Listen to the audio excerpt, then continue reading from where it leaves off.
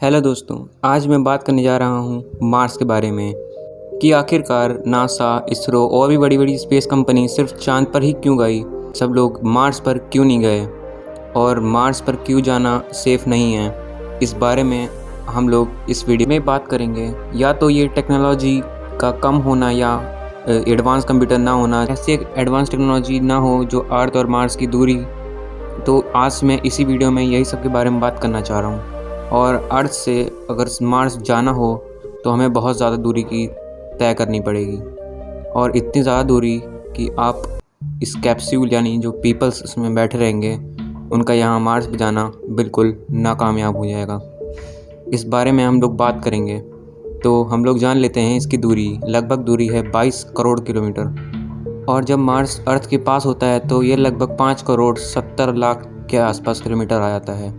और वही अगर ये दूर हो तो 40 करोड़ किलोमीटर तक चला जाता है। और इतने दिन तक तो हम लोग 500 बार चांद का चक्कर लगा के वापस आ सकते हैं। और ये मिडल स्पेस में हम लोग जाएंगे तो यहाँ पर रेडिएशन का भी सामना करना पड़ेगा। मार्स पर कुल 6 रोवर्स भेजे जा चुके हैं, जिसमें से एक सिर्फ अभी तक एक्टिव है, बाकी सब डिफ्यूज़ हो चुके हैं। और अगर इंसान जाएंगे तो उन्हें लैंड करने का सामना करना पड़ेगा, यानी वो लैंड कर ही नहीं पाएंगे। आपको याद होगा कि चंद्रयान 2 के मिशन में भी यही हुआ था। विक्रम लैंडर जो कि हमें इसरो से कनेक्शन टूट गया था बीच रास्ते में, और वो क्रैश लैंडिंग के स्थिति में आ गया था, पर उसको ज़्यादा कुछ हुआ नहीं था। तो बिल्कुल ये पॉसिबिलिटी है कि इसी के साथ भी यही हो सकता है। ये तो चांद की बात रही, यहाँ बात हो रही है मार्स की। तो हो सकता है यहाँ पे इसका कनेक्शन टूट जाए और अंदर बैठे सभी यात्री या एस्ट्रोनॉट को भी भारी भरकम रिस्क उठाना पड़े, और शायद वो लोग मर भी चुके हों। अगर हम लोग सोलर सिस्टम का मैप देखें तो आप ये नोटिस किए होंगे कि जब अर्थ जो है रोटेट करके कुछ एक यानी 24 महीने का समय के बाद अर्थ और मार्स एक जगह पे मतलब कम दूरी पर आते हैं, तो ये मिशन उसी दौरान करना होता है और स्पेसशिप को उससे थोड़ा पहले भेज देना होता है। और मंगल की इतनी दूरी हमें लाभकारी भी हो सकती है, क्योंकि यहाँ पर ऐसा वायरस भी हो सकते हैं या ऐसे लाइफ प्रेजेंट हो सकते हैं जो इंसानों को अफेक्ट भी कर सकते हैं। तो उसे डिटेक्ट करने के लिए भी ये काम आ सकता है। तो मंगल पे जाने के लिए हम लोग को हमेशा 26 महीने का इंतज़ार करना पड़ता है। लगभग 2 साल से पहले मिशन करना लगभग इम्पॉसिबल हो जाता है। ये हमारे लिए सबसे बड़ी चुनौती है। अगर अभी हम लोग कोई मिशन करें तो वहाँ जाने में लगभग 8 महीने लगते हैं। इतनी दूरी तय करने के लिए हमारे अपने एस्ट्रोनॉट्स को खाना, भारी मात्रा में खाना और पीने के लिए पानी भी देना होता है। और इतने सारे खर्च के बाद भी उनकी ज़िंदगी की दाव लगी रहती है। और मार्स एक ऐसा ग्रह है जो हम लोग को मून से ज़्यादा पास पड़ सकता है, यानी हम लोग को ऐसा ISS यानी स्पेस स्टेशन करना पड़ेगा जो मून को ऑर्बिट करते करते मार्स तक तुरंत एक्सेलरेट कर रहा है। और इससे फ्यूल भी कम खर्च होगा और टाइम भी। और हमें उतनी ही दूरी तय करनी होगी जितनी करनी है, नहीं तो अगर नहीं किए तो हमें लैंड करने में बहुत ज़्यादा मुश्किल होने वाली है। अगर हम सही सुरक्षित पहुंच भी जाए मंगल ग्रह पर तो एक और समस्या बड़ी आके खड़ी हो जाती है। ये समस्या ऐसी है कि हमें इसे सॉल्व करना ही होगा। मैं बात कर रहा हूँ स्पेसक्राफ्ट की सॉफ्ट लैंडिंग। वो इसलिए क्योंकि हमारे स्पेस कैप्सूल में बैठे यात्री सफल रह सकें, यानी सुरक्षित रह सकें। और एक ज़रूरी बात, उन्हें एटमॉस्फेयर भी समझना पड़ता है कि कहाँ कब लैंड करना है।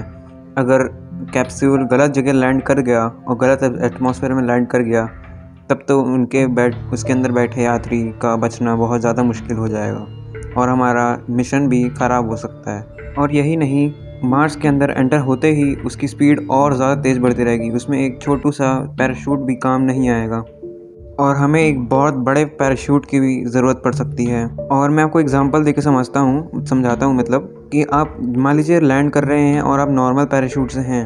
आप जब पैराशूट खोलेंगे और जब नीचे आएंगे तो आपको पृथ्वी जैसे अनुभव करने के लिए आपको मार्स पे कुछ अराउंड 110 फीट का पैराशूट लाना पड़ेगा, तब जाके आपको सेफली लैंड कर पाएंगे एटमॉस्फेयर में। कुछ एजेंसीज और टेक्नोलॉजिकली एक्सपर्ट लोग इंजन्स का भी इस्तेमाल करते हैं, ताकि मतलब वो फोर्स ऊपर की तरफ लगाता है और वो लगातार नीचे बढ़ते हुए फोर्स ऊपर की तरफ लगाता है, जिससे कि इसकी स्पीड बहुत ज़्यादा कम हो जाती है।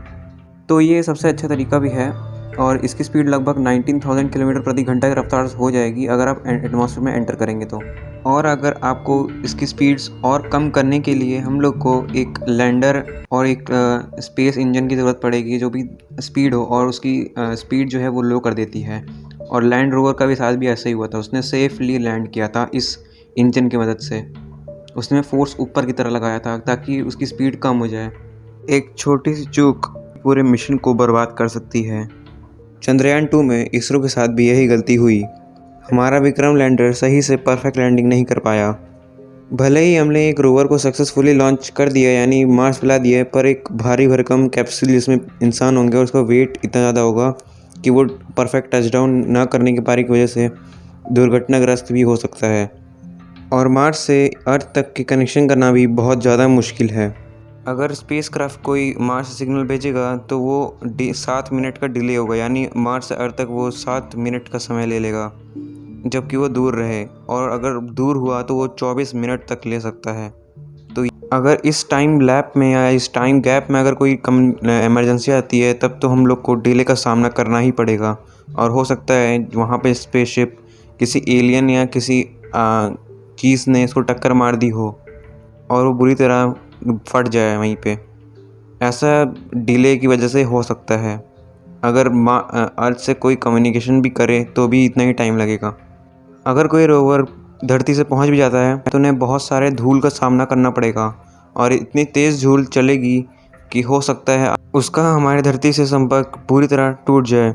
इन बहुत सारी तेज़ धूलों से बचने के लिए हमारे अपने स्पेसक्राफ्ट में हमेशा उनको साफ भी करना होगा, तभी हमारा रोवर सेफ हो पाएगा। वैसे वैज्ञानिक एक और परेशानी को लेकर बहुत चिंतित हैं और वो है किसी अनजान एलियन वायरस से इंसानों के संपर्क में आ जाना। जी हाँ, ये वायरस अपने एस्ट्रोनॉट के इंसान में घुस के उनके डीएनए को पूरी तरह चेंज कर सकता है, यानी उनके डीएनए को मैनिपुलेट कर सकता है। और इसे हमारी धरती पे अगर ये एस्ट्रोनॉट आ गए तो ये वायरस पूरी धरती पर जैसे कोरोना है वैसे फैलने लगेगा। और उन्हें एस्ट्रोनॉट को 1 महीने 2 महीने तक का क्वारंटीन करना होगा ताकि वो मार्स की लाल मिट्टी से जो भी वायरस लाए हों वो सब ख़त्म हो जाएगा और हम सेफ़ हो जाएंगे। वैज्ञानिक जो है वो स्पेस स्टेशन से भी जो भी एस्ट्रोनॉट आएंगे उनको अच्छी से बारीकी से चेकिंग की जाती है ताकि कोई अनजान वायरस या बैक्टीरिया हमारे अर्थ पे या इनके स्पेस सूट तो नहीं लगाए ताकि वो फैल ना पाए। अगर हम इन कमियों को या इन गलतियों को पूरा कर भी लेते हैं तो भी हम लोग को मार्स पर जाने के लिए बहुत सारी कठिनाइयों का झेलना पड़ेगा। तो आइए हम लोग इन पर भी ज़रा नज़र डाल लेते हैं। मंगल ग्रह जाने के लिए हमें करीब से करीब 8 महीने लगते हैं, और वही 8 महीने हम लोग डीप स्पेस में करते हैं जो कि रेडिएशन का पूरा खतरा बना रहता है, जो कि सूरज से भी एमिट होता है और सोलर विंड से।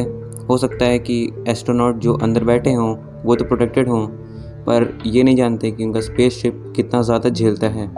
और ऐसा भी हो सकता है ज़्यादा प्रेशर झेलने के कारण आपकी बॉडी की मसल्स जो है वो वीक हो जाती हैं। इन कमियों को कभी भी वैज्ञानिक नज़रअंदाज नहीं करते हैं, क्योंकि वो लोग अच्छे से जानते हैं अगर इनको नज़रअंदाज किए तो हमारा पूरा स्पेस मिशन पूरा का पूरा फ्लॉप पड़ जाएगा।